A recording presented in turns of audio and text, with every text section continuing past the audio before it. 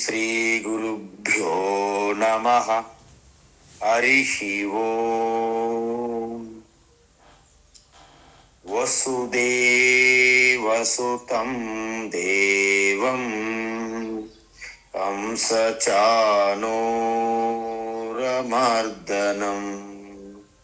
దేవకీ పరమానందం కృష్ణం వందే జగద్గురుం. తీర్త్వా మోహార్ణవం హత్వా రాగద్వేషాదిరాక్షసాన్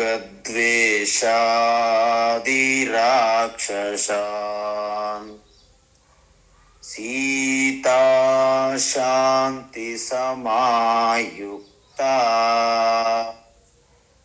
ఆత్మా రామో విరాజతే. ఆత్మస్వరూప బంధుగా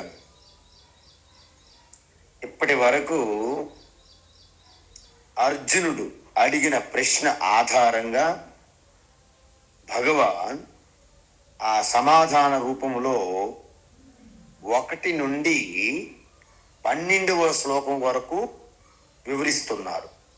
ఏమిటి అంటే త్యాగము సన్యాసము ఈ రెండింటి యొక్క తత్వం, ఆ రహస్య తత్వమును వేరువేరుగా నాకు చెప్పవలసినదిగా ప్రార్థన చేశారు. ఎవరు? అర్జున. అయితే భగవాను ముందుగా 2-3 శ్లోకాలలో వేరే మహాత్ములు చెప్పిన దాన్ని అలాగే ప్రస్తావించారు, ఎటువంటి మార్పు చేయకుండా. కొంతమంది కర్మ ఫలాన్ని త్యాగం చేయమన్నారు, కొంతమంది నిత్య కర్మలు కూడా త్యాగం చేస్తే సన్యాసం త్యజిస్తే సన్యాసం అన్నారు, కొంతమంది నిత్య కర్మలు త్యజించకూడదు కానీ అవి చేస్తూ వాటి కర్మ ఫలాన్ని మాత్రం త్యజించాలని చెప్పారు. కానీ భగవాన్ ఏం చెప్పారంటే సన్యాసం అనేది మన సంప్రదాయబద్ధంగా మనం చూస్తున్నాం, అదొక వ్రతం, అదొక క్రతు. అలా కాకుండా అందరికీ సమానంగా సన్యాసం అనేది ఉండదు అని చెప్పారు భగవాన్ శ్రీకృష్ణ 4వ శ్లోకం నుండి. ఏమిటది అంటే మనస్సు పరిపక్వత చెంది సన్యాసమునకు సంసిద్ధంగా ఉన్న మనస్సు అంటే ఎవరైతే మోక్షానికి కావలసినటువంటి ఆత్మజ్ఞానము, ఆత్మజ్ఞానం పొందేందుకు జ్ఞానయోగ ప్రాప్తి, జ్ఞానయోగ ప్రాప్తి పొందేందుకు యజ్ఞదాన తపస్సు అంటే పంచమహాయజ్ఞాలు, వాటినే కర్మయోగము అంటారు. ఇది ఎవరైతే చేసి సంసిద్ధంగా పరిపక్వత కలిగి మనస్సు ఉంటారో వారు సన్యాసమునకు అర్హులు. ఒకవేళ ఆ పరిపక్వత లేకుంటే, ఒక వ్యామోహంతో సన్యాసం తీసుకుంటే వారికి ఉన్నటువంటి ఇబ్బందులు ఇన్నెన్ని కావు. వారికి కలిగే పీడ, బాధ, దుఃఖం వారితో పాటు సమాజానికి కూడా పట్టుకుంటుంది. సన్యాస ఆశ్రమానికి ఎంతో అపరాధం చేసినట్టు అవుతుంది. కాబట్టే సన్యాసం అనేది అందరికీ సమానం కాదు, ఇది మనకి స్పష్టం చేశారు భగవాన్. అందువలన సన్యాసం వేరు త్యాగం వేరు కాదయ్యా అర్జున, సన్యాసమే త్యాగం అని చెప్పారు. అయితే మనందరికీ ఒకటి, మన తలకాయలో ఒకటి తొలిచేస్తుంది. ఈ యొక్క మనకి చెదపురుగు ఉంటుంది కదా, ఎలా అంటే సాత్విక సన్యాసము అంటే కర్మయోగం ఒకటే చెప్పారు భగవాన్. మరి సాత్విక సన్యాసము కర్మయోగం ఒకటే అంటే సన్యాసం అంటే అర్థం ఏంటండి? దేన్నైనా త్యాగం చేయాలి, త్యజించాలి. కర్మయోగంలో మనం ఏం త్యజించట్లేదు కదా, ప్రతిదీ ఈశ్వరార్పణగా చేస్తున్నామో వచ్చేదాన్ని ఈశ్వర ప్రసాదంగా స్వీకరించమంటాం కర్మయోగం. మరి కర్మయోగము ఇక్కడ సన్యాసం ఒకటే అంటే మరి సన్యాసం అంటే ఏదైనా త్యాగం చేయాలి కదా. ఇంతకీ ఏమి త్యజించాలి? భగవాన్ అంటున్నారు, చూడండి మిత్రులారా, మీలో ఉన్నటువంటి ఆందోళన, టెన్షన్, దాన్ని త్యజించండి first. You just give it up the anxiety regarding the result of your action. అంటే ఆ కర్మ ఫలం ఏదైతే ఉందో వస్తుందని టెన్షన్ పెట్టుకొని కంగారు పడిపోయి మనం చేస్తున్నప్పుడే మన రిజల్ట్స్ గురించి ఆలోచిస్తాం. ఆ టెన్షన్ని, ఆ ఆందోళన అలజడిని త్యజించమంటున్నారు భగవాన్. సరే, ఆందోళన అలజడి త్యజించాం, ఇంకేం త్యజించమంటున్నారు? ఏ కర్మలైతే మీరు చేస్తున్నారో కర్మయోగంగా వాటిపైన మమేకము, తాదాత్మ్యము, బంధము కూడా పెంచుకోకూడదు, దాన్ని కూడా త్యజించాలి. చూసారా ఎంత బాగా చెప్తున్నారు? అందువలన ఇక్కడ త్యజించాల్సింది స్థూలంగా, ద్రవ్యంగా ఏముండదు, అంత సూక్ష్మం అన్నమాట. అప్పుడు వారికి ఏమవుతుంది? సాత్విక అంతఃకరణం ఉంటుంది. ఎప్పుడైతే సాత్విక అంతఃకరణం ఉంటుందో దానివల్ల వచ్చినటువంటి ఫలం ఏమిటి అంటే ఆత్మజ్ఞానం పొందేందుకు యోగ్యత వస్తుంది, ప్రాప్తిస్తుంది. ఎలాగా? త్రైగుణ్య విషయ వేదాహ నిస్త్రైగుణ్యో భవార్జున నిర్ద్వంద్వో నిత్య సత్వస్థః నిర్యోగ క్షేమ ఆత్మవా. 2వ అధ్యాయం చెప్పారు. వారు నిరంతరము ఆ సత్వగుణం యొక్క పూర్తిగా ప్రధానంగా ఉన్న ఆ సత్వగుణంలోనే ఉంటారు. అయితే సత్వగుణంలో ఉండడం వల్ల నాకు కలిగే లాభం ఏమిటి అని మీరు అడగాలి ఇప్పుడు నాకు. అంటే మీకు ఎప్పుడైతే మీ మనస్సు అద్దములాగా స్పష్టంగా మిలమిల మిలమిల మెరిసిపోతుందో మీ మనస్సు, మీ హృదయం, అప్పుడు ఆత్మజ్ఞానం అంటే భగవద్గీత లాంటి అధ్యయనం పైన దాని యొక్క ప్రాధాన్యత, విలువ మీకు అర్థమవుతుంది. లేకపోతే భగవద్గీత కూడా యూనివర్సిటీలో చదువుకున్న ఏదో ఒక స్పెషలైజేషన్ లాగా అయిపోతుంది. Chemistry, physics, maths, geography, politics, history అలా మారిపోతుంది. లేకపోతే అందువలన మీకు ఉపనిషత్తులు, బ్రహ్మ విద్య, దాని యొక్క విలువ, గొప్పతనం అర్థమవుతుంది. ఎప్పుడైతే దాన్ని మీరు విలువగా, ప్రయోజనమైనది, గొప్పదిగా గుర్తించారో అది తెలుసుకోవాలనే జిజ్ఞాస మీలో పెరిగిపోతుంది. ఎప్పుడైతే జిజ్ఞాస పెరిగిందో మిగతా అన్ని విషయాలకి పెద్ద ప్రాధాన్యత తగ్గించి దీనిపైన ప్రాధాన్యత పెరుగుతుంది. అయితే ఇప్పుడు మనం ఒకటి అనొచ్చు, ఏంటి? జీవితంలో తక్కిన విషయాల కన్నా వేదాంతం అనేది, బ్రహ్మ విద్య అనేది గొప్పది అనే విషయం ఎప్పుడైతే మీకు వచ్చిందో కర్మలన్నింటినీ పూర్తిగా త్యజించకూడదు. ఎందుకంటే కర్మలను త్యజించడానికి మనం ముందుంటాం. ఎప్పుడు త్యజించేద్దామా, ఎప్పుడు చేయకుండా చేయొద్దని చెప్తారా అని వెయిట్ చూస్తాం చాలా మంది. ఇక్కడ ఏమంటున్నారంటే కర్మలని మెల్లమెల్లగా తగ్గించుకురావాలి, అలాగ తగ్గించుకురావాలి. ఎందుకు? ఒక్కసారి మీరు తగ్గించకూడదు.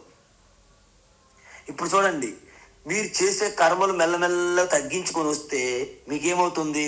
ఎక్కువ సమయం మిగులుతుంది, ఖాళీ సమయం ఎక్కువగా మిగులుతుంది. ఆ ఖాళీ సమయాన్ని మనం దేనికి వాడాలి? చిట్చాట్ కబుర్లు చెప్పుకోవడానికా, సినిమాలకి షికారులకా, టీవీ చూడడానికా? కాదు.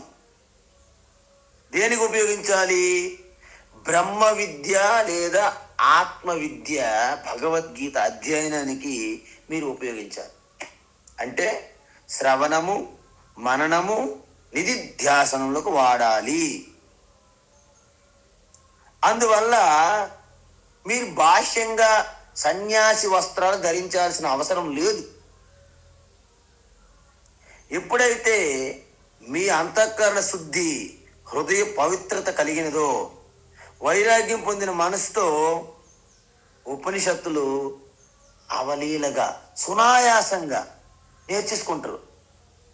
మీరు ఒక మదాలస, ఒక చూడాల, ఒక మైత్రేయ, గార్గిలాగా మారిపోతారు. పిల్లలకి ఉయ్యాట్లో వేసి ఆ జోలపాట్లు కూడా ఉపనిషత్ మంత్రాలు, భగవద్గీత శ్లోకాలు మీరు పాడారంటే ఆశ్చర్యపోక్కర్లేదు. ఎందుకు? అది మీకు స్వాభావికం అయిపోద్ది అప్పుడు. ఈ విధంగా చెబుతున్నారు. అయితే ఇప్పుడు భగవాన్ ఏమంటున్నారంటే కర్మలు తగ్గించుకొని రమ్మని చెప్పారు తప్ప కర్మలు విడిచిపెట్టాలని చెప్పలేదు. అయితే ఇప్పుడు 3 రకాల సన్యాసులు చూసాం మనం. ఏంటి? తామసిక సన్యాసం చూసాము, రాజసిక సన్యాసం చూసాము, సాత్విక సన్యాసం చూసాం కదా. సాత్విక సన్యాసం అంటే ఏమని చెప్పాము? కర్మయోగముతో సమానం అని చెప్పాము. అయితే కర్మయోగం అని చెప్పాము. ఏం చెప్పాము? కర్మయోగ సన్యాసి ఎప్పుడు కూడా సమాజానికి ఉపయోగపడే కర్మలు, సాత్వికమైనటువంటి కర్మలు చేస్తున్నప్పుడే ఆనందాన్ని పొందుతారు. వారికి బంధనము ఇది ఎవరో చెప్పారని చెయ్యరు. వారికి out of love, out of joy they are going to do actions for the welfare of the society, not only for selfishness actions. అంటే వాళ్ళ స్వార్థం కాకుండా లోక కళ్యాణం కోసం చేస్తారు. కాబట్టి వారి యొక్క అంతఃకరణ శుద్ధి జరిగింది, కాబట్టి జ్ఞానయోగ ప్రాప్తి వచ్చింది, కాబట్టి జ్ఞానాన్ని పొంది మోక్షం పొందుతారనమాట. ఇది సాత్విక సన్యాసం యొక్క స్టెప్స్. అయితే ఇప్పుడు భగవాన్ ఏమంటున్నారు? నా ద్వేష్ట అకుశలం కర్మ కుశలే నా అనుసజ్యతే.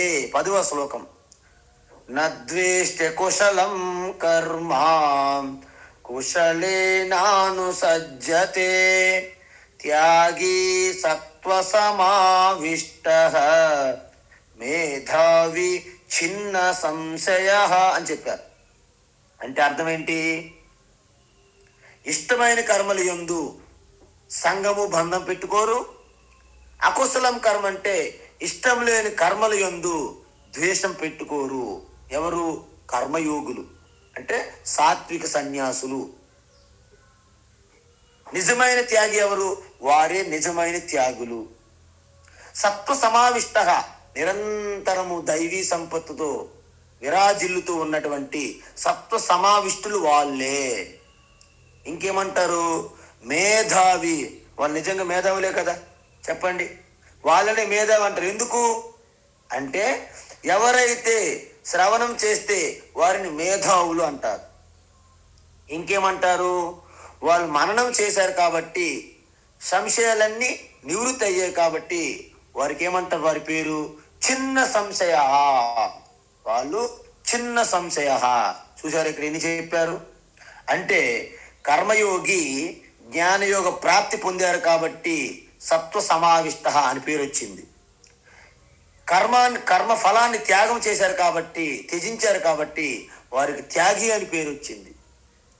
ఇక ఖాళీగా ఉన్న సమయం ఎక్కువైంది కాబట్టి క్లబ్బులు, ఇలాంటి సినిమాలకి, షికారులు కాకుండా శాస్త్ర శ్రవణం చేస్తున్నారు కాబట్టి వారిని మేధావులు అంటారు. శ్రవణం చేసిన దాన్ని పదే పదే పదే పదే మననం చేసుకుంటే సంశయాలు, డౌట్లు, సందేహాలు నివృత్తి చేసుకున్నారు కాబట్టి చిన్న సంశయ అంటారు. చూసారా ఎంత అద్భుతం చెప్పారు భగవాన్.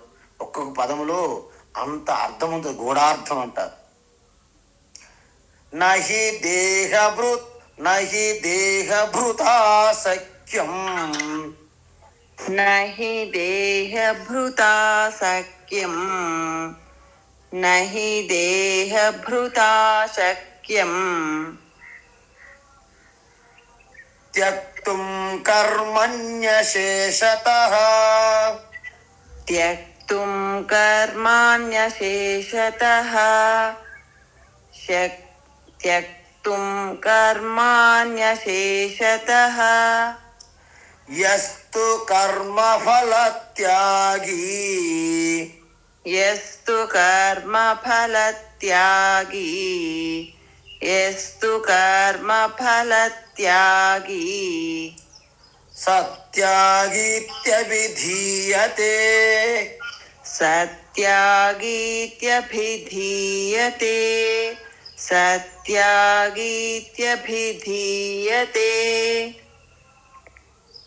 నహి దేహభృతా సఖ్యం త్యక్తుం కర్మాణ్యశేషతః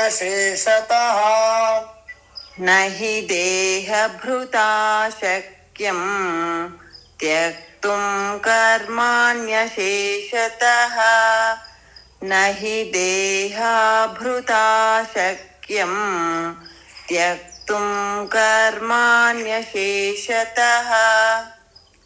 యస్తు కర్మఫలత్యాగీ సత్యాగీత్యభిధీయతే యస్తు కర్మఫలత్యాగీ సత్యాగీత్యభిధీయతే యస్తు కర్మఫలత్యాగీ సత్యాగీత్యభిధీయతే. ఇప్పుడు భగవాన్ ఏమంటున్నారంటే కర్మయోగం ఈక్వల్ టు సాత్విక సన్యాసం అన్నారు కాబట్టి కర్మయోగం పైన మరింత వివరణిస్తున్నారు. అయితే మీరు అడగొచ్చు, స్వామీజీ కర్మయోగం 3 అధ్యాయంలో చెప్పారు, మళ్ళీ ఎందుకు చెప్తున్నారు అంటే ఇది 18వ అధ్యాయం మీరు దృష్టిలో పెట్టుకోవాలి. చెప్పిన గీతా బోధంతా మరొకసారి మళ్ళా అలాగే మీకు నెమరు వేసుకున్నట్టు అవుతుంది అన్నాడు 18వ అధ్యాయంలో. కాబట్టి 10, 11, 12 ఈ 3 శ్లోకాల్లో కర్మయోగం గురించి మరింత వివరణిస్తున్నారు భగవాన్. ఏమంటున్నారంటే కర్మలని త్యజించడం అనేది ఇంచుమించు అసాధ్యం అంటున్నారు. నహి దేహభృతా శక్యం త్యక్తుం కర్మాని అశేషతః అంటే కంప్లీట్గా సంపూర్ణంగా కర్మలను త్యజించడము అశక్యం, శక్యం కాదు, సాధ్యం కాదు. ఎందుకు సాధ్యం కాదు? సన్యాసం సరే స్వామీజీ ఎందుకు సాధ్యం కాదు, నేను చూస్తా, కర్మలన్నీ నేను చేయను, త్యాగం చేసేస్తా, సన్యాసం తీసుకుంటా. ఇప్పుడే మేము ఫ్లైట్ ట్రైన్ టికెట్ బుక్ చేసుకొని హరిద్వార్ వెళ్తాం, మీరు ఎవరు సన్యాసం ఇక్కడ ఇవ్వకపోయినా పర్వాలేదు, సన్యాసం ఇవ్వడానికి అక్కడ సిద్ధంగా ఉన్నారు. ఎనీ టైం ఎనీబడి ఎవరు వెళ్ళినా ఎప్పుడైనా సన్యాసం ఇవ్వడానికి సిద్ధంగా ఉన్నారు హరిద్వార్ ఋషికేశ్లో. కాబట్టి మేము సన్యాసం తీసుకుంటాము అయిపోయి. కానీ ఒకటి గమనించండి, సన్యాసం మీరు స్వీకరించిన తరువాత కూడా మీరు భిక్షాటన చెయ్యాలి. భిక్ష కోసం క్షేత్రంకి వెళ్ళాల్సింది. శరీరాన్ని ఆరోగ్యంగా ఉంచుకోవాలి, స్నానం చెయ్యాలి. ఇవన్నీ త్యజించడానికి వీలు పడదు. మరి ఇవి కూడా కర్మలే అవుతాయి. అయితే మీరు అనాలి, అయితే పూర్తిగా కర్మలు త్యజించడానికి సాధ్యపడదా? ఎస్, అయితే అవుతుంది ఒకసారి. ఎప్పుడు? శరీరం త్యజించినప్పుడు, అంటే మరణములోనే ఈ కర్మలన్నీ మీకు త్యజించడం జరుగుతుంది తప్ప మరణము ముందు కర్మలన్నీ సంపూర్ణంగా త్యజించడము వీలు పడదు. అందువలన మనము విముక్తి పొందితే ఆఖరి శ్వాస పీల్చుకునే వరకు మనం విముక్తి పొందాం అంటే మన కర్మలు అయిపోయి మన శరీరానికి అంత్యక్రియలు చేయడానికి మన చుట్టూ ఉన్న వాళ్ళంతా బిజీగా వాళ్ళ కర్మలు స్టార్ట్ అవుతాయి. అప్పుడు మన కర్మలు అయితే అయిపోయినాయి, క్లోజ్. వాళ్ళ కర్మలు స్టార్ట్ అవుతాయిగా. అందువలన మనం శరీరం విడిచాక వారి కర్మలు అప్పగిస్తున్నాము. అయితే మీరు ఒకటి వినండి, ఒక విషయము, మనం జీవించి ఉన్న కాలం ప్రతి క్షణం కూడా మన చుట్టూ ఉన్న పరిసరాల నుంచి అనేక జంతు జీవులు నుండి తోటి మానవుల నుండి ఆ భూమి, నీరు, అగ్ని, వాయువు, పంచభూతముల నుండి, అంటే మనం తాగే నీరు, మనం చేసే భోజనం ఎక్కడి నుండి వస్తుంది? ఎవరు పండించారు? ఇవన్నీ మనం కట్టుకునే దుస్తులు అంటే ఒక్కసారి మనం ఆలోచిస్తే ఈ సమాజం నుండి మనం ఎంత తీసుకుంటున్నామో మనకు అర్థమవుతుంది. అందుకే మనము కూడా సమాజానికి రిటర్న్ గిఫ్ట్ ఇవ్వాలి. తీసుకోవడమే కాదు, మనం రిటర్న్ ఇవ్వాలి. మరి రిటర్న్ ఇవ్వాలంటే మనం ఏం చేయాలి? సమాజానికి మనము రుణపడి ఉన్నాము కాబట్టి పంచమహాయజ్ఞాలు అని చెప్పారు. ఏంటవి రుణాలు? దేవరుణం, ఋషి రుణం, పితృరుణం, మనిషి రుణం అండ్ భూత రుణం. ఈ 5 రుణాలు తీర్చుకోవడానికి 5 యజ్ఞాలు చెప్పారు శాస్త్రంలో. దేవయజ్ఞం, ఋషి యజ్ఞం, పితృయజ్ఞం, మనుష్య యజ్ఞం, భూత యజ్ఞం అని చెప్పారు. కాబట్టి ఇవి మనం వినాలి. విని తెలుసుకొని ఈ యజ్ఞాలు చేసుకుంటే ఈ పంచ రుణాలు అంటే 5 రుణాలను మనము విముక్తి అవుతాం ఈ రుణాల నుండి. అంతెందుకు, భగవద్గీత వింటున్నాం, ఇప్పుడు చదువుకుంటున్నాం మీరు మేము అంతా. మనం ఎంతమంది రుణం ఉన్నా చూడండి. వ్యాస మహర్షికి ముందుగా రుణపడి ఉన్నాం. ఎందుకు? ఆయన రాసి ఉండకపోతే మనకు భగవద్గీత తెలిసేదే కాదు. ఇంకా ఎవరు రుణపడి ఉన్నాము? శ్రీకృష్ణ భగవాన్ చెప్పారు కాబట్టి వారికి రుణపడి ఉన్నాం. ఇంకెవరు రుణపడి ఉన్నాము? అర్జునుడు అడిగారు కాబట్టే భగవాన్ శ్రీకృష్ణ అర్జునుడిని నిమిత్తం చేసుకొని మనం చెప్పారు గీత. అర్జునుడు రుణపడి ఉన్నాం. అది విని డిక్టేట్ చేయడానికి, కామెంటరీ చేయడానికి సంజయుడికి మనము రుణపడి ఉన్నాం. సంజయుడి దగ్గర వినడానికి సిద్ధంగా ఉన్నటువంటి ధృతరాష్ట్రుడు కూడా మనం రుణపడి ఉన్నాం. అంటే ఇలా చూసుకుంటూ వెళ్ళిపోతే ఈ బుక్స్ ప్రింట్ చేస్తున్నటువంటి గీత ప్రెస్ లాంటి గీత ప్రెస్ వాళ్ళకి, ఎంతోమంది మహాత్ములు వారి వ్యాఖ్య, వారి తపస్సు దీనికి పెట్టారు, ఈ భగవద్గీత అధ్యయనానికి. వారందరికీ మనం రుణపడి ఉన్నాం. కాబట్టి ఈ విధంగా చూసుకుంటే దేని మీద మనం అధికారం పెట్టుకోవాలండి? పెట్టుకోనికి ఏమీ లేదు. అయితే ఒక్క గీత పారాయణం చేస్తే, ఒక్క గీత పారాయణం చేసి అధ్యయనం చేస్తే మీరు పంచమహాయజ్ఞాలు చేసిన దాంతో సమానమని ఒక మహాత్ములు చెప్పారు.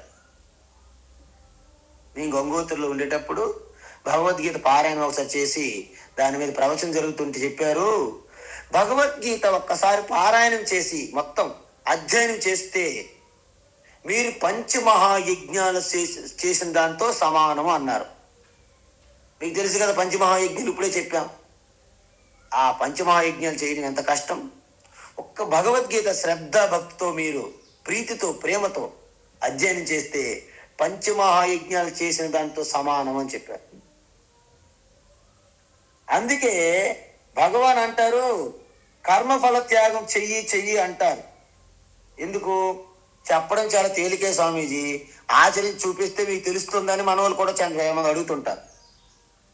కానీ భగవాన్ ఏమంటున్నారంటే ముందే మనకు చెప్పారు, కర్మణ్యేవాధికారస్తే మా ఫలేషు కదాచన మా కర్మ ఫలయేతుర్భూ మా తే సంగోస్త్వ కర్మణి మయి సర్వాణి కర్మాణి సన్యస్యాధ్యాత్మ చేతసా నిరాశీ నిర్మమో భూత్వా యుధ్యస్వ విగత జ్వరః బ్రహ్మణ్యాదాయ కర్మాణి సంగం త్యక్త్వా కరోతి యః లిప్యతేన స పాపేన పద్మపత్రమివాంబస.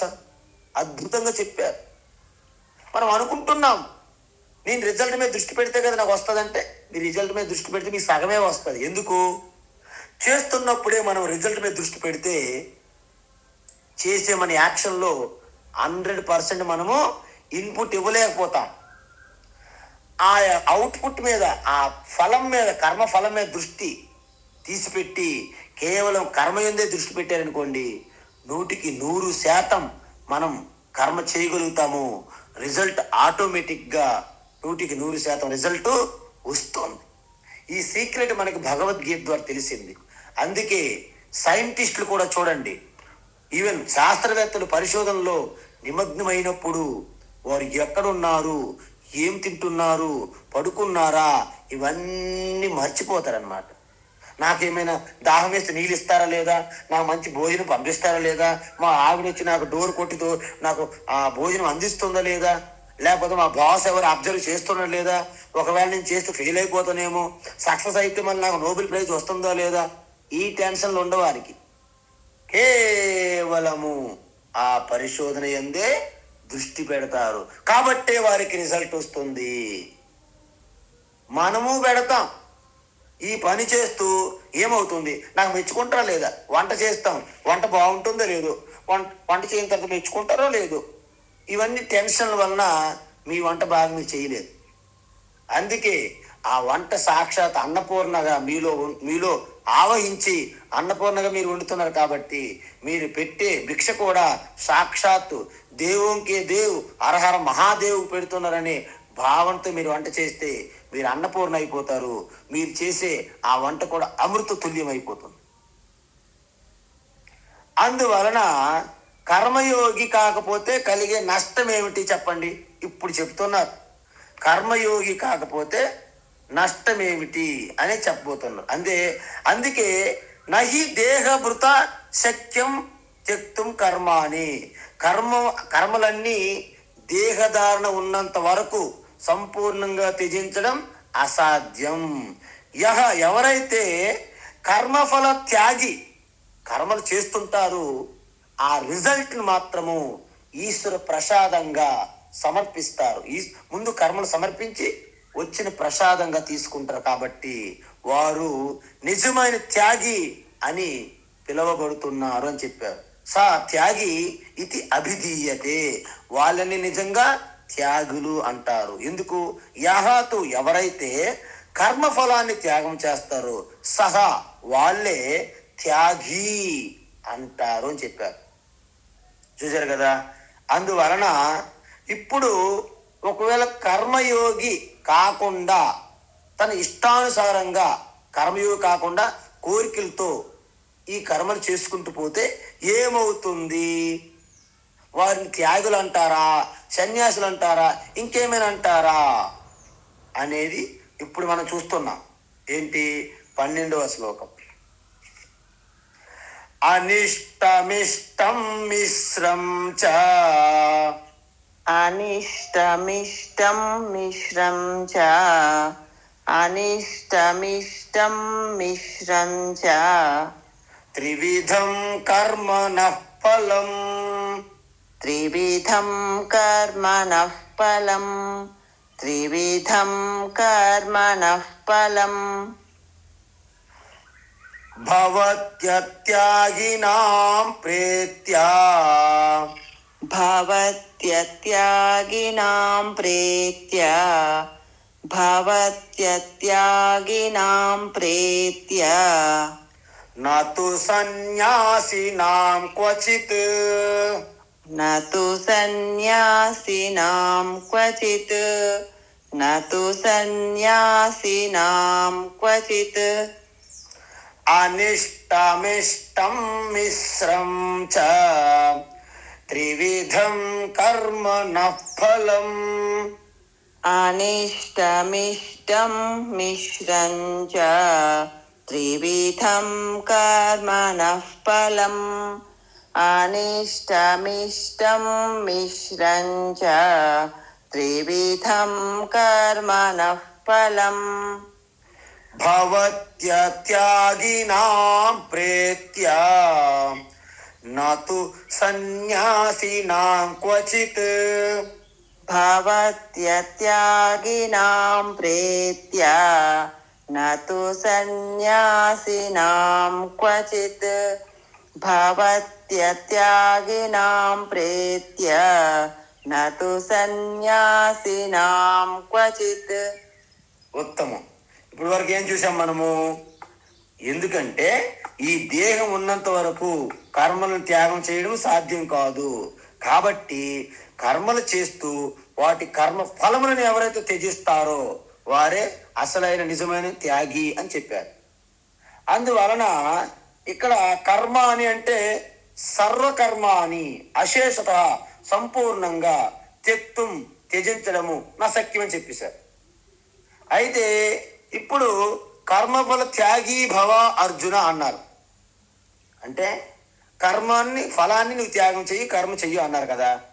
అయితే అలాగా అనుకుంటే మనకి ఏమిటి గ్యారంటీ? ఎందుకు ఆందోళన పడకుండా ఉండాలంటే ఏం చెయ్యాలి చెప్పండి? అంటే మీకు ఎటువంటి రిజల్ట్ వచ్చినప్పటికీ, మీరు చేసే కర్మకి ఎటువంటి రిజల్ట్ వచ్చినా దానికి ఈశ్వర ప్రసాదం అనేది ఒక్క రంగు రాయండి జస్ట్. ఎందుకు? మీరు ఎప్పుడైతే ఈశ్వర ప్రసాదం అనేసారో ఇంక దాన్ని తిరస్కరించడానికి, హేళన చేయడానికి కుదరదు. ఈశ్వర ప్రసాదం అయిపోయింది. అందువలన అంటే భగవంతుడు ఏం చేసినా నా మేలు కోరే చేస్తారు అని తెలియాలి. ఒకసారి మనం వెళ్తుంటాం రోడ్డు సైడ్న, ఒక చిన్న బైక్ వచ్చి మన కాళ్ళకి తొక్కుతుంది. మనం అక్కడ చాలా కోప ఆవేశాలతో బాధపడి ఇబ్బంది పడిపోతాం, మనకి ఏదో జరిగిందని. కరెక్టే, మీకు బుల్లెట్ ఒక స్కూటర్ తగలడం వలన కూడా మీకు మేలు జరుగుతుందేమో. ఒకవేళ ఆ స్కూటర్ తగలకుండా మనం రోడ్డు పైన సరిగ్గానే వెళ్తున్నారు అనుకోండి, ఒక లారీ వాడు వస్తాడు, వాడు సరిగ్గా వెళ్ళడు కదా, అదే లారీ యాక్సిడెంట్ అయితే ఓహో, అంటే భగవంతుడు మిమ్మల్ని లారీ యాక్సిడెంట్ నుండి తప్పించడానికి చిన్న స్కూటర్ యాక్సిడెంట్ చేశారేమో. ఎందుకు కాకూడదు? అంటే మరి అలా అంటే మనకి ఏది జరిగినప్పటికీ భగవంతుడు నా మేలు కోరి చేస్తారు. ఎందుకు? నా యోగక్షేమాలు తనే చూసుకుంటానని ప్రామిస్ చేశారుగా మనకి. ఎక్కడ చేశారు ప్రామిస్ స్వామీజీ? అంటే అనన్యాశ్చింతయంతో మాం ఏ జనా పర్యుపాసతే తేషాం నిత్యాభియుక్తానాం యోగక్షేమం వహామ్యహం. మన 9వ అధ్యాయాన్ని చూసాం. మీది ప్రతి ఒక్క మన గీత చదువుకున్న ప్రతి ఒక్కరికి ఈ హృదయస్థంలో పెట్టుకోవాలి ఇది. అందుకే మీరు ప్రతి ఒక్కటి ఆ ఈశ్వరుని స్మరించుకొని చెయ్యండి పూజగా. ప్రతి ఆలోచన కూడా ఈశ్వరార్పణ చేయండి. ప్రతి మాట కూడా ఈశ్వరార్పణ చేయండి. ప్రతి కర్మ కూడా ఈశ్వరార్పణగా చేసేయండి. వచ్చిన రిజల్ట్ మంచి ఆలోచన వచ్చింది అనుకోండి, అబ్బా ఈశ్వర ప్రసాదం, సరైన ఆలోచన వచ్చింది సరైన సమయంలో, ఈశ్వర ప్రసాదమే. బా ఎంత అద్భుతంగా ఏ మాట చెప్పారండి, నేను ఎంతో కష్టం దుఃఖం నుంచి బయటపడ్డానండి అంటే అది కూడా నా మాట కూడా ఈశ్వర ప్రసాదంగా వచ్చింది. ఏం పని చేశారండి, ఎంతటి కార్యం చేశారు. ఇది కారణ జన్ములండి మీరు. ఇంతది ఎవరు చేయగలరండి? మీ సంకల్పం గొప్పది. ఆ సంకల్పం కూడా ఈశ్వర సంకల్పం అయిపోతుంది. అలా చేస్తే ఏమన్నారు? మీకు ఆందోళన అలజడి అక్కర్లేదు. ఆ విధంగా చేసేవారు ఏమవుతుంది? జనరల్గా మనకి భవిష్యత్తు గురించి మనం బెంగండి బాబు, ఈ భవిష్యత్తు ఏమైపోతుందో టెన్షన్ టెన్షన్ టెన్షన్ టెన్షన్ అంటారు. అందువలన నువ్వు ఈ టెన్షన్లన్నీ తీసేసి భవిష్యత్తు మీద బెంగ ఉండకూడదంటే ఈశ్వర బుద్ధి, అంటే ఈశ్వర ప్రసాద బుద్ధి ఒక్కటే మనకి పరిష్కార మార్గం. అందువలన యహాతు కర్మఫల త్యాగి, ఎవరైతే కర్మఫలం గురించి ఆందోళన త్యజిస్తారో వారు సహత్యాగి, సాత్విక త్యాగి, వాళ్ళే నిజమైన కర్మయోగులు అన్నాం. ఇప్పుడేమంటున్నారు? కర్మయోగి ఒకవేళ కాకపోతే నాకేమవుతుంది? ఇది ప్రశ్న ఇప్పుడు ఈ శ్లోకం. అంటే కర్మయోగి కాకపోతే నీకు చాలా నష్టం వస్తుంది. ఏమిట నష్టం అంటే, కర్మయోగం అంటే ఏమని చెప్పాము? ఈశ్వరార్పణ బుద్ధితో కర్మలు చెయ్యాలి, వచ్చే ఫలితాన్ని ఈశ్వర ప్రసాదంగా స్వీకరించాలి. అలా చేయకపోతే భవిష్యత్తు మీద బెంగ పెరిగిపోతుంది. ముందు ఏమవుతుందో ఆందోళన ఉంటుంది. అందువలన దానికోసము నీతి నియమాలు ధర్మం అన్నీ కూడా పక్కకి వెళ్ళిపోతాయి. ఎందుకు? టెన్షన్ వలన. అధర్మం వైపు అడుగులేస్తాం. అవినీతి, అన్యాయం, ఇవన్నీ ప్రతీకారాలు. ఎవరికైనా సరే మనము మోసం చేయడానికి, దగా చేయడానికి, వంచన చేయడానికి, బురిడి కొట్టే మాటలు, అన్ని అబద్ధ మాటలు, మిఠా మిఠా బాత్ అంటారు. మునం చెట్టు ఎక్కిస్తాం అందరికి. ఎందుకు? వీళ్ళకు ఒకటే ప్రాబ్లం, భవిష్యత్తు గురించి భయము, బెంగ. వాళ్ళు 3 రకాలు కర్మఫలాలు పొందుతారంట. అంటే ఎవరైతే ఈ విధమైనటువంటి కర్మయోగము ఎవరైతే చెయ్యరో వారు 3 రకాల ఫలితాలు పొందుతారు. ఏంటవి? అనిష్టం. అనిష్టం అంటే పాప ఫలం అండి. ఎవరికైనా సరే పాప ఫలం వస్తే ఇష్టపడతారా? ఇష్టపడరు. ఎందుకు?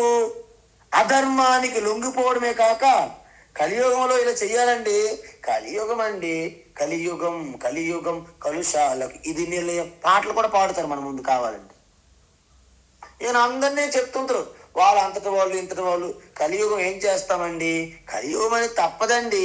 అబద్ధం ఆడుతుంటాం, కలియుగం అంటాం. అన్యాయం చేస్తాం, కలియుగం అంటాం.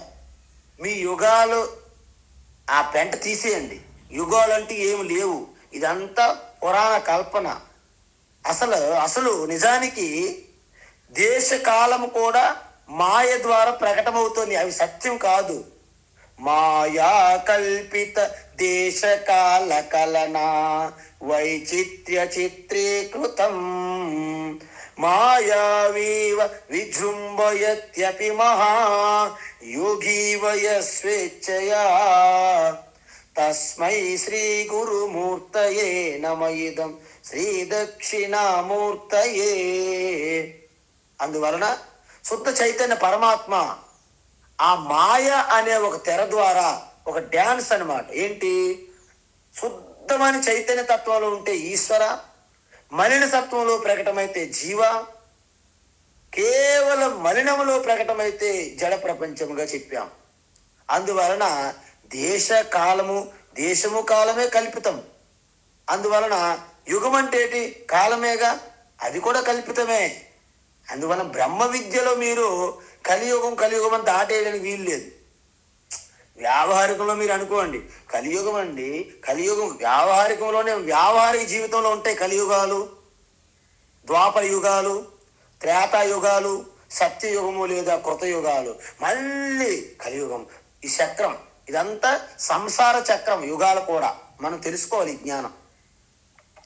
అందువలన మనము అక్రమాలు చేసుకుంటూ వాటిని సమర్థించుకుంటాం. ఎందుకు? కలియుగం అండి. వ్యాపారం చేస్తారు, అబద్ధాలు ఆడతారు. ఏమండి, వ్యాపారంలో అబద్ధాలు ఆడకుండా వీలు పడదండి అని సమర్థించుకుంటారు. ఇంకొకటి ఏంటి? ఇష్టం అంటే పుణ్యఫలం, అది అందరూ కోరుకుంటారు. ఇంకొకటి ఏంటి? మిశ్రమం. చూసారా? ఇష్టం, అనిష్టం, మిశ్రం చ అన్నారు ఇక్కడ. 3 ఫలాలు. త్రివిధం కర్మన ఫలం అంటే మనం చేసే కర్మల యొక్క ఫలాలు 3 రకాలుగా ఉంటాయి. త్రివిధం భవంతి, త్రివిధం భవతి. ఏంటి? అనిష్టం, ఇష్టం, మిశ్రం. మిశ్రం అంటే ఏంటి? పుణ్యపాపాలు 2 ఉంటాయి. అందువలన ఈ 3 ఫలాలు తగ్గట్టుగా అతని పునర్జన్మ వస్తుంది. చూడండి, బాగా పుణ్యం అయితే మీరు దేవతలుగా పుట్టవచ్చు.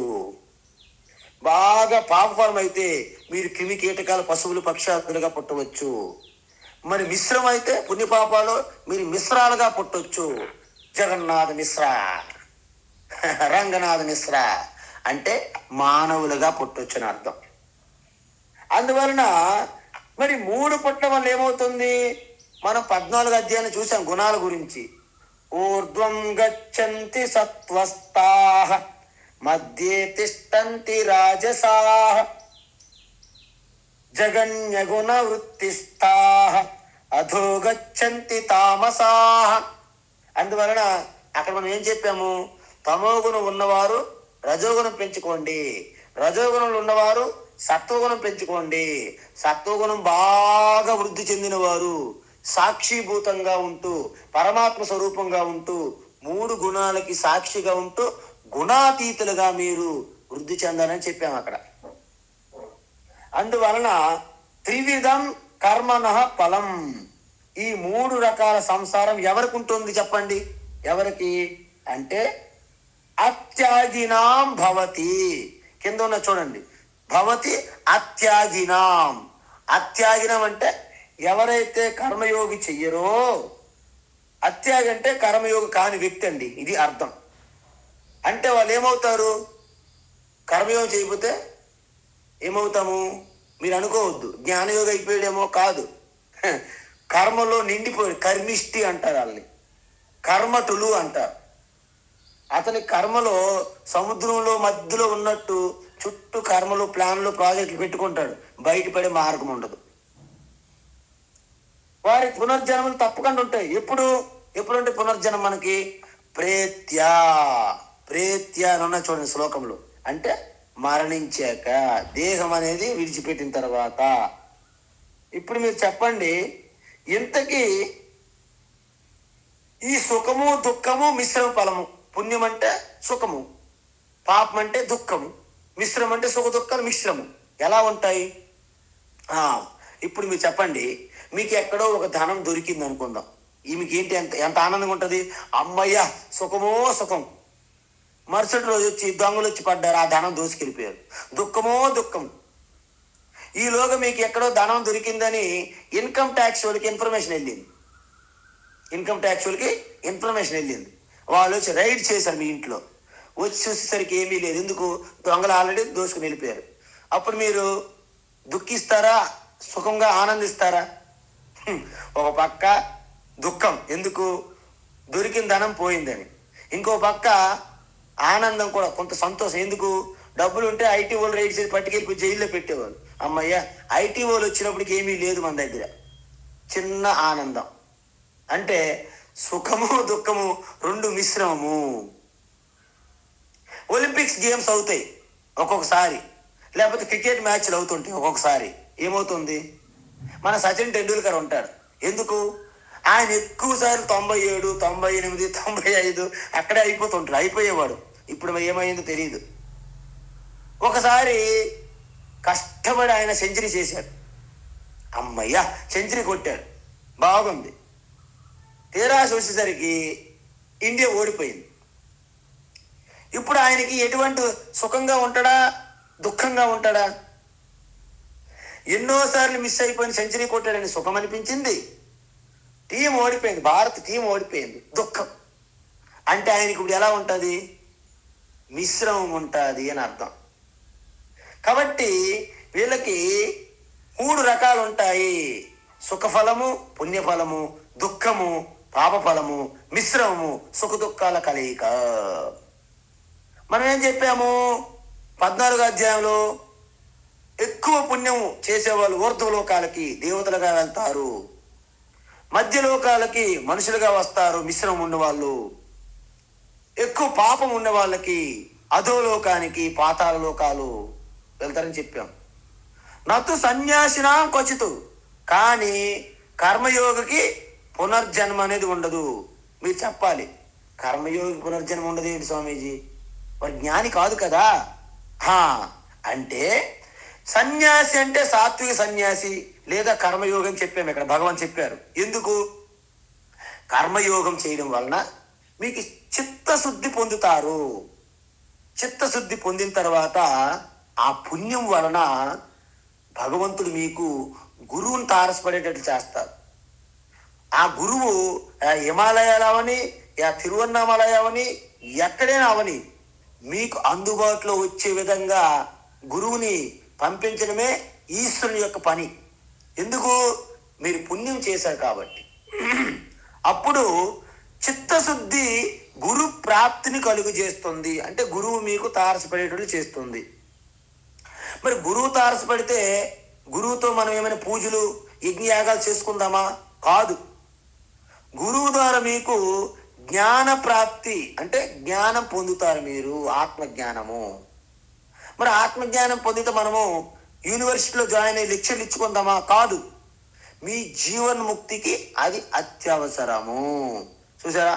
గురువు ద్వారా శాస్త్రాన్ని శ్రవణము, మననము, నిధిధ్యాసనం చేసి మోక్షం పొందుతారు. కాబట్టి వీళ్ళకి పునర్జన్మ లేదు. నతు సన్యాసినా క్వచితు.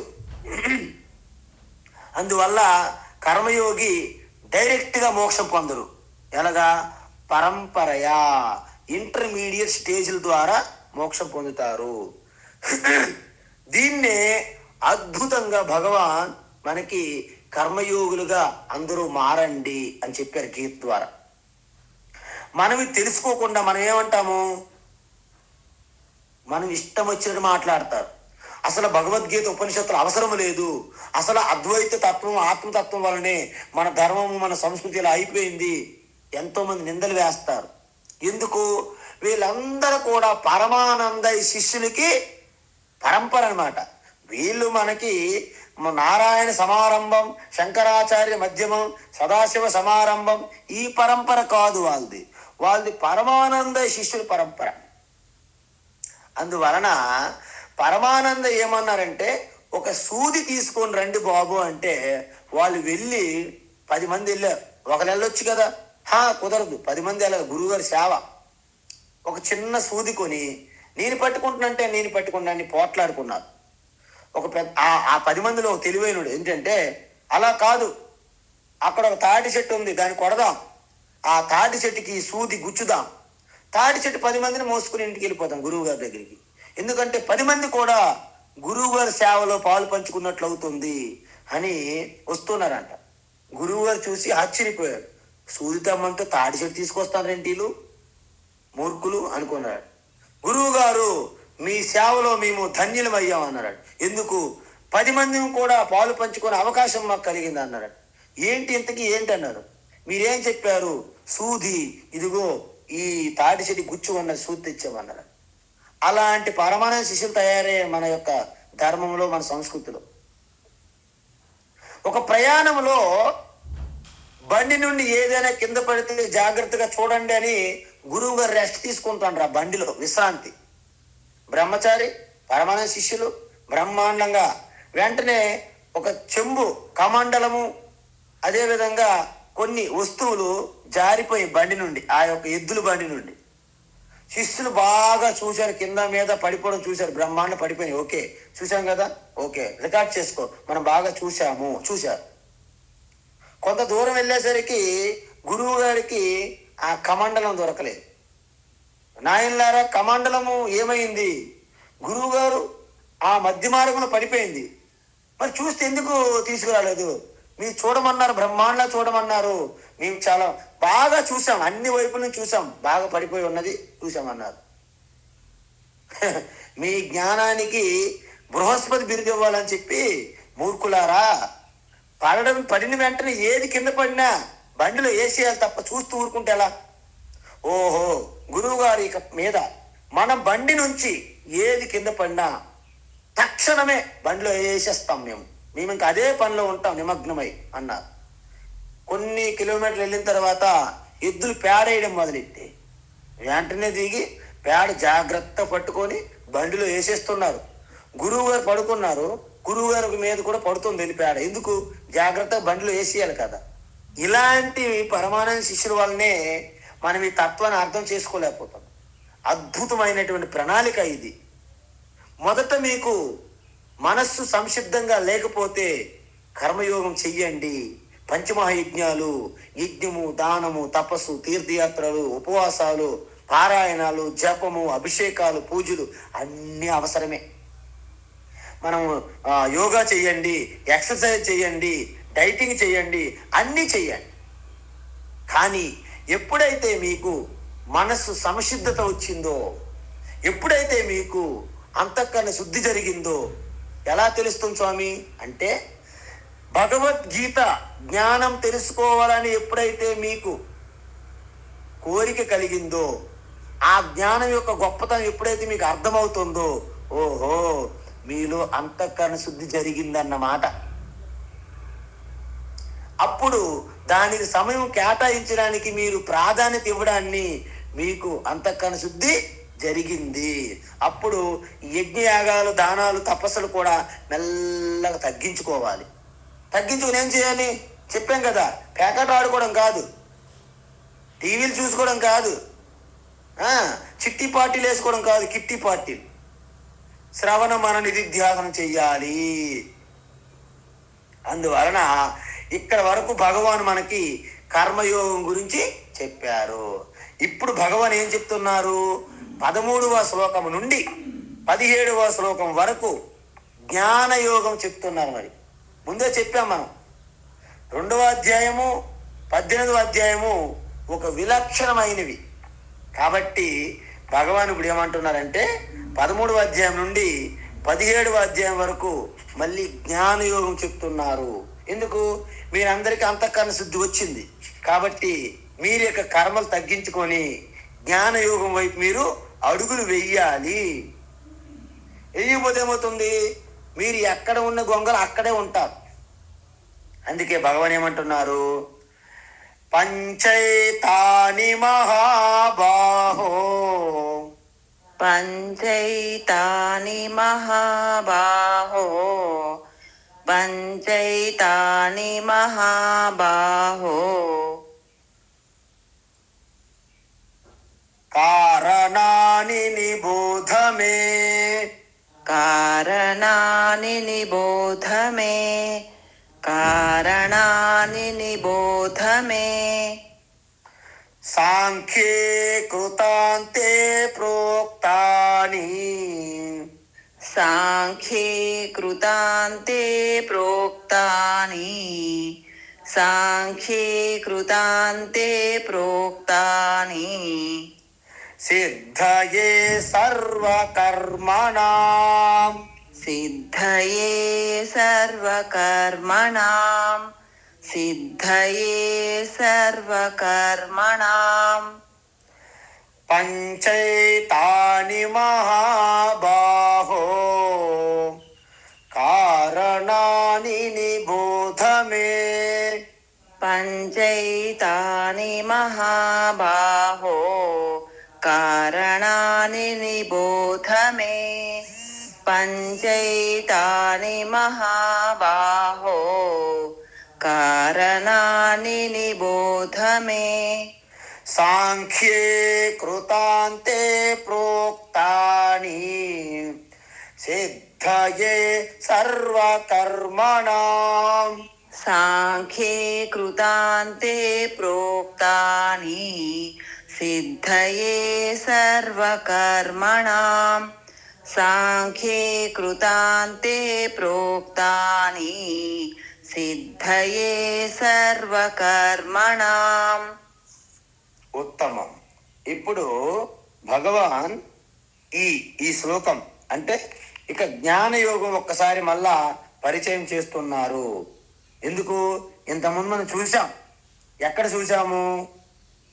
2వ అధ్యాయాన్ని చూసాము, 4వ అధ్యాయాన్ని చూసాము, 5, 6 అన్నిట్లో కూడా చూసాము ఈ జ్ఞానయోగం. ఇప్పుడు దాన్ని మరొక్కసారి గుర్తు చేస్తున్నారు. ఓ అర్జున అంటే ఓ గొప్ప యోధుడా, ఓ గొప్ప వీరుడా, ఓ గొప్ప సూర్యుడా అని పొగుడుతున్నాడు అర్జునుడికి. లేకపోతే డీలా అయిపోతున్నాడు. ఎందుకు? నేను సన్యాసం తీసుకోవాలనే నా కోరిక పైన అగ్ని పైన నీళ్ళు చల్లినట్టు చల్లారు ఈ శ్రీకృష్ణ అని ఎక్కడ ఇబ్బంది పడిపోతాడని ఓ మహాబాహో. అమ్మయ్య, నువ్వు అలా డీలా పడకూడదు అర్జున. నువ్వు కుంతీపుత్రుడు, కౌంతేయుడు. కుంతి ధైర్యానికి శౌర్యానికి ప్రతీక. అలాంటి కుంతిపుత్రుడిగా ఉండి నువ్వు డీలా పడిపోవడం నీకు తగదు. కాబట్టి ఓ మహాబాహో, ఓ ధనుర్ధారి, ఓ మహావీరుడా అయినటువంటి అర్జున అని సంబోధిస్తూ ఇప్పుడు ఈ యొక్క జ్ఞానయోగాన్ని మళ్ళీ సంక్షిప్తంగా చెప్తున్నారు. 13 నుండి 17 శ్లోకం వరకు మరొకసారి జ్ఞానయోగం చెప్తారనమాట. సో ఈ జ్ఞానయోగాన్ని రేపటి నుండి మనం ఒక విశ్లేషకంగా, ఒక వివరంగా, సవివరంగా చూద్దాం. హరి ఓ తత్సత్. సర్వం శ్రీకృష్ణార్పణమస్తు.